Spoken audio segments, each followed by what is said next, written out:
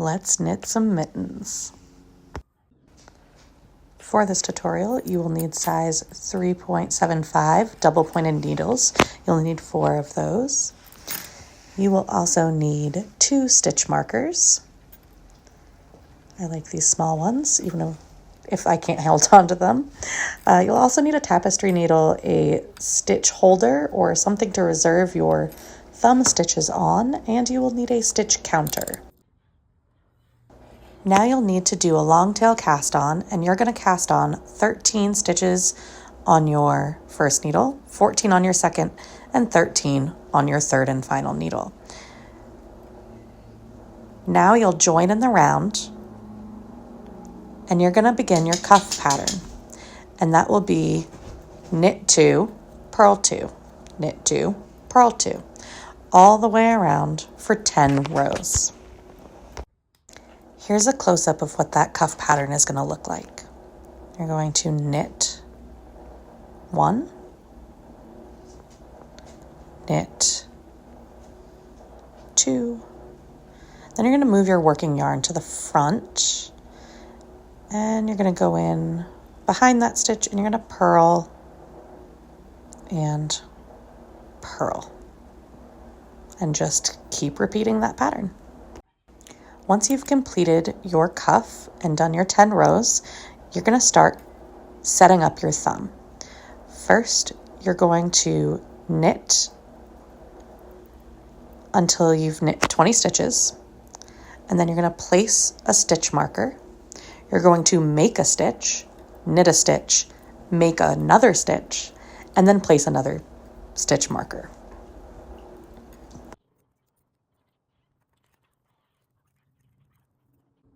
Now that you've knit those 20 stitches, you are going to place your stitch marker, and I'm going to show you more close up how to make that stitch. So you are simply going to pick up a stitch here and knit it. So that's picking up this stitch between and knitting this stitch. This is going to be very tight because you are on tight needles. Then you're going to knit one, and you're going to make another one. Again, this is going to be tight because the needles are so small, and I am using a very thin yarn as well. And then you're going to place your other stitch marker. You'll continue to knit in the round for 2 more rows and repeat this pattern. Once you have 13 stitches between your stitch markers, you're going to grab your stitch holder, and you're going to knit until you get to the stitch marker, and then you'll slide all of 13 of those stitches onto your stitch holder and set those aside, and we'll come back to our thumb when we're done the body of our mitten. Slide that stitch marker off and just slide those stitches onto your stitch holder. I do like a smaller stitch holder than this typically, just so it stays out of my way while I'm knitting the body, but whatever your preference is for this works.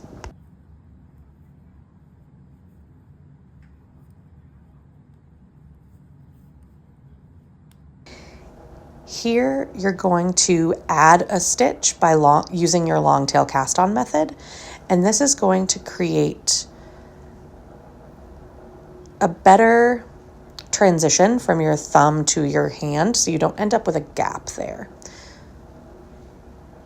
It'll also give us 2 more stitches to add to our thumb reserve, so we have 5 on each needle when we go back to do our thumb. Just trust the process. It'll make sense, I promise. Now you'll be focusing on the body of your mitten. You're going to knit 18 rows, just straight knit. On your 19th row, you're going to place a stitch marker 20 stitches in. Now we'll begin our decrease. You're going to knit 1, knit 2 together. And then you're going to knit until you have 3 stitches before your stitch marker that you've placed in the row before.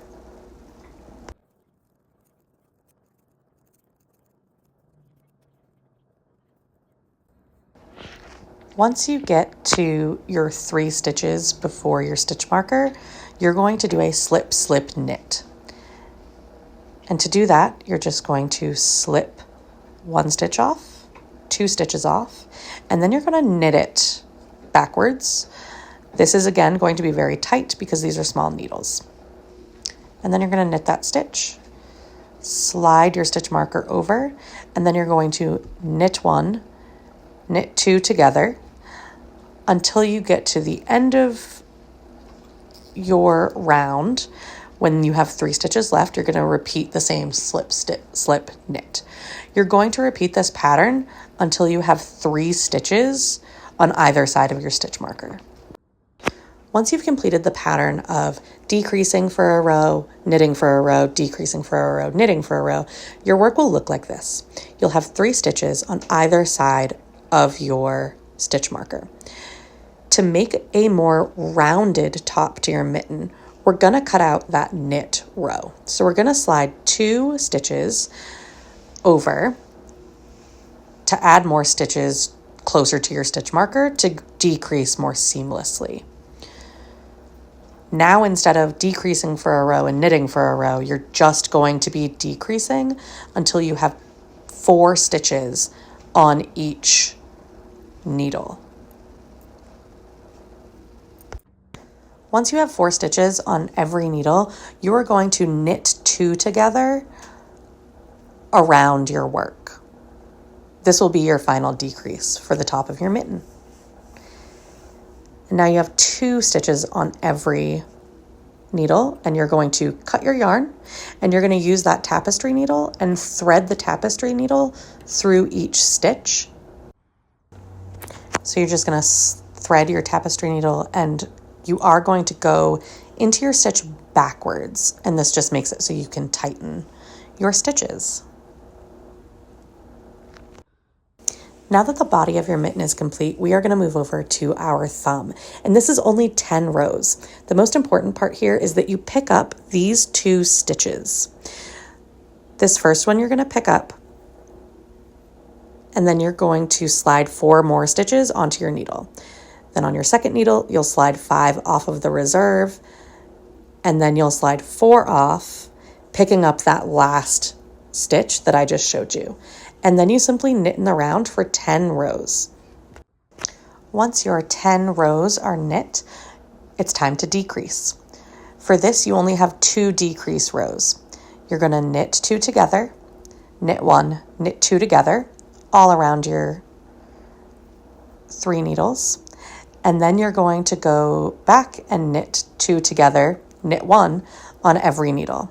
And then doing the same thing that you did with the top of your mitten, you're going to use that tapestry needle and thread through those remaining stitches and tighten it down.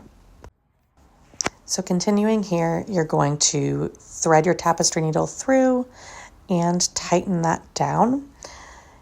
You can now take your tapestry needle with that yarn attached and put it into your work and actually pull the yarn through. You can do this with the top of your mitten as well. And then you would just have to flip your work inside out and weave in your ends. And you have made a mitten.